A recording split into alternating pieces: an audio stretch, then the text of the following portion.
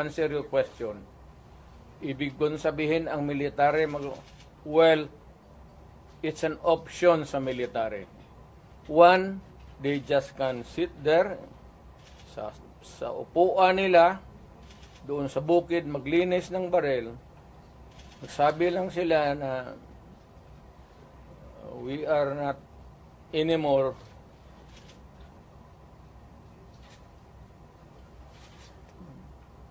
hindi na sila magkudita na magpunta yung tangki digira na. Sabihin lang nila na ayaw na namin yung laro ninyo. Out kami dyan. Kasi kung walang military, yung laro nila, wala na.